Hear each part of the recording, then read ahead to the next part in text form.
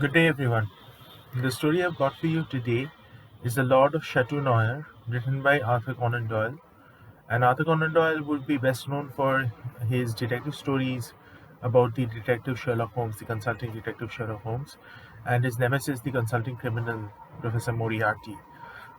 But apart from those stories, Conan Doyle did write a large number of short stories, which I am fortunate enough to possess in a blue bound volume.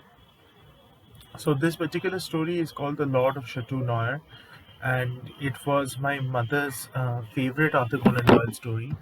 So I decided to do it for this session, and there's a reason behind it, which I will inform the viewers at the very end of the story. So The Lord of Chateau Noir is a very interesting story, but it also follows a certain sequence of events which I have written down in a copy, which is open in front of me. So I will be referring to the copy to keep myself updated as to the events that occur in the story so that I don't miss the sequence. So, without further ado, let's start with The Lord of Chateau Noir, Sir Arthur Conan Doyle. Get ready.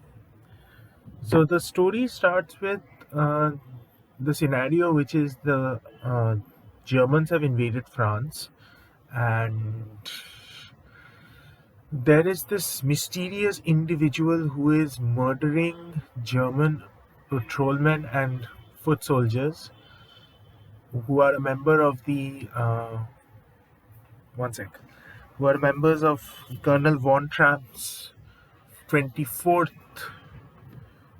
Posen Infantry, and Colonel Von Tram is a little bit upset at all of this because he doesn't find anybody who's willing to tell him what exactly is going on until he has even spoken to multiple people, and he has tried to bribe the peasants of the town to try and get this information out of them, but nobody wishes to say a word. So the initial reward, which was set as 200 francs, has gone up to 1000 francs now. And when it was increased to 1000 francs, there did come this one peasant to Colonel von Gram, and he said, "I have information. I know who the killer of the your men is." And von Gram says, "Okay." I'm sorry, I've just got a sore throat. Von Gram says, "Okay, we will sit you down and we will ask you what you know, and we will verify this information." So he says that your nemesis is none other than Count Eustace of the manor of Chateau Noir. To this, Von Gram is very, very upset because he says that it cannot be that a complete and utter gentleman and a member of the nobility can be stooping so low as to murder my foot soldiers. So you lie. And the peasant says, "No, it is not a lie, because ever since the count lost his son in the war, he has perhaps gone mad. And I can assure you that it is he who is doing this." So then our colonel, he asks, "How do you know? How can you be so confident that it is him and it is nobody else?" To which the man replies that, "I used to be in his employ." So fine. Colonel Von Gram realizes that he must send his best man, and he detains the peasant and gives him food and says that you will be our guide to Chateau Noir. And he then calls upon his best man, Captain Baumgarten. And by the time I have finished this story, you will wish you were anybody but Captain Baumgarten. Anyway, so getting on with it. mm, This Captain Baumgarten studies a map and says that I must be stealthy. So I'll take 20 men and I'll write down this particular road which is noted on the map.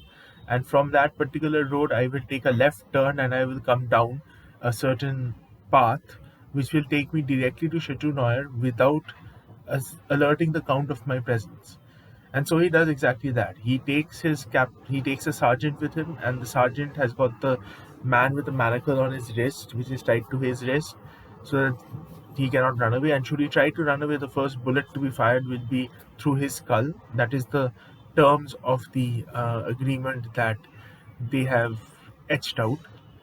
So The party to lay siege on the Chateau Noir is ready, and they march for almost 9 hours to get to the chateau, and they find that it is inhabited by just a small butler, a Vincent butler who is just drinking a bottle of claret and talking to himself, perhaps.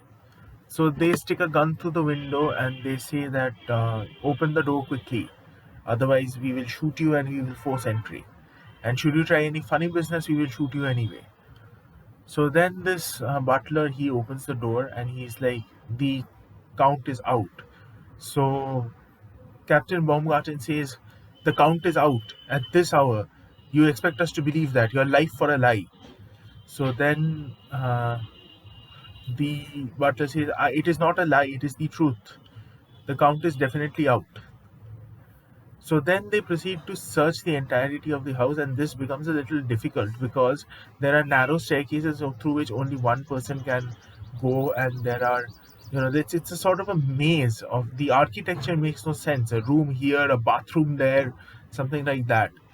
So ultimately, fed up of searching for a house that seems to be uninhabited by anybody but a meek butler, what our Captain Baumgarten does is he puts guards at the door, he puts guards at the back entrance, he puts guards at the sides of the house, and the rest of them remain inside the house. He orders this butler to get some food for him, and he sits in the parlor and he starts to partake of the food. And then, after he has drunk his fill, and eaten his fill, drunk his wine, he is lulled into a stupor. Now, this is where I will start consulting the notes that I made through yesterday afternoon. So I will be looking down now and again. Please forgive me. And what basically happens is that he is jerked awake from his stupor, and he sees a man, a huge man with a pointed, small pointed beard. At this moment, I was reminded of the fictional character, or I think he existed, the character Rasputin. So this guy looks a lot like Rasputin. ठीक है. And well, this man says that you have been relieved of your weapons, so there is no need to look for them. Uh, and I have no doubt that you know who I am. And it has been a very big wish of mine to speak to an officer in the army of the Germans. And today I have got my chance. And now I will start consulting the notes. So the Count of Chateau Noir, Count Eustace, he at first regards with disapproval the wine that was served to our Captain Baumgarten, and he says that was this the best that he could do.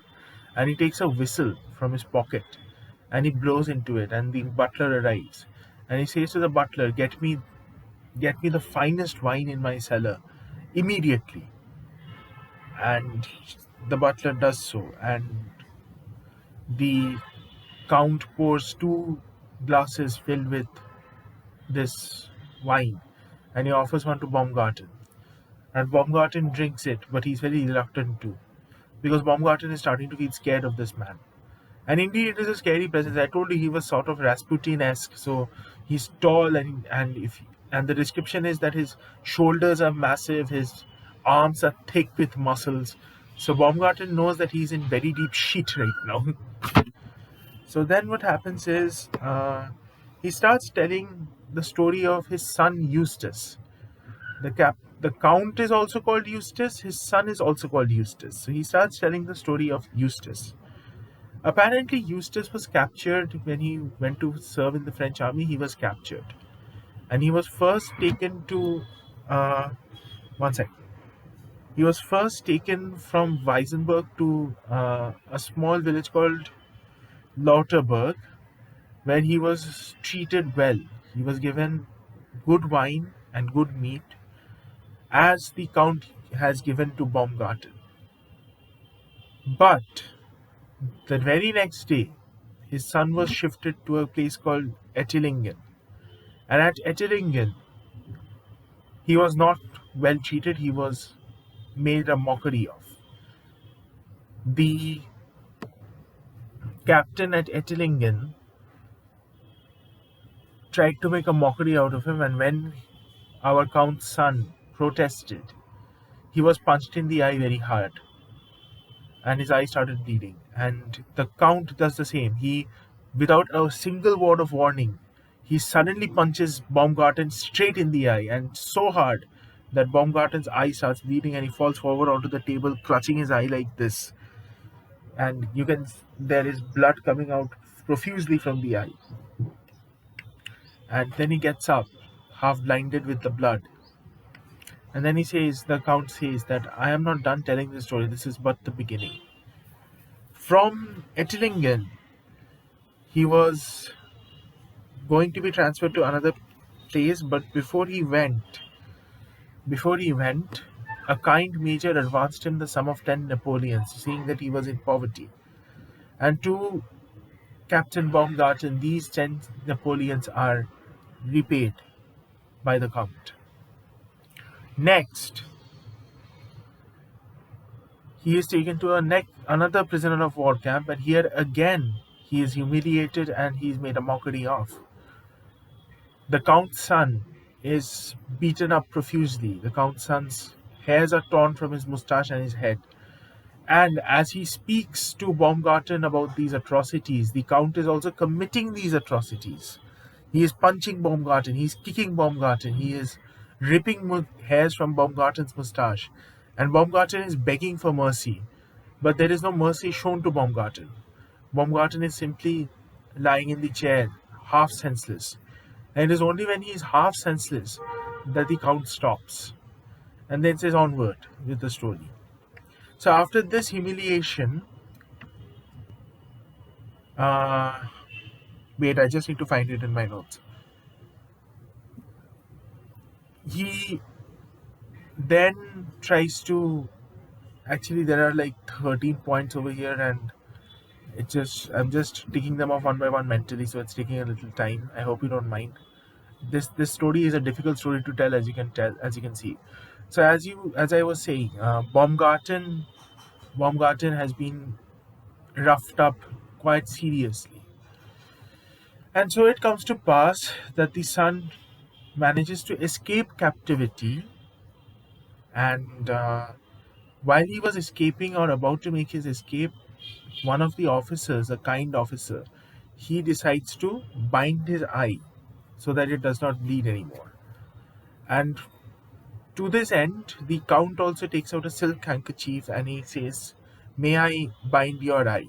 To which Baumgarten replies, "I am at your mercy, you scoundrel. I can take your torture, but I cannot take your hypocrisy." And so the Count merely smiles and puts the silk handkerchief back in his pocket. And now we come to the end of his son's story, because his son tries to escape from the prison and he does succeed with a friend of his. And they get as far as Remilly.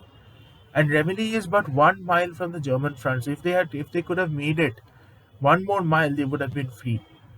Unfortunately, at Remilly, a patrol of Ulan soldiers captures the son once again and takes him to their commanding officer. And the commanding officer doesn't even wait to try them or give them any sort of justice. He just says, find a tree and hang these people. Because they are French soldiers in civilian dress, and it is quite clear that they are spies. So therefore, hang them immediately without a single question asked. Very good. So they are taken to the hanging, and our Count's son, he starts to pray. And the Count takes out his whistle and he blows a double blast, and 3 people come into the room. And these 3 people, they bring with them a very thick rope. And the Count says, "I think, Jean, the center beam is the strongest." And up goes the rope onto the center beam. In comes Baumgarten's neck, and a noose is fastened around his neck, and he is about to be hung. And Baumgarten has prepared to say his goodbyes to this world, and so he starts to pray. And the Count says, "Yes, just as you are praying, my son was also praying." And so devout was his praying that an officer who was passing by stopped the hanging and let him go. But then no force on earth could stop the natural fever that fell upon my son, which is how he ultimately met his demise. And so now I will release you from your predicament. I will take away the noose and I will kiss you on both cheeks as my son was kissed on both cheeks. And I will throw you out into the night.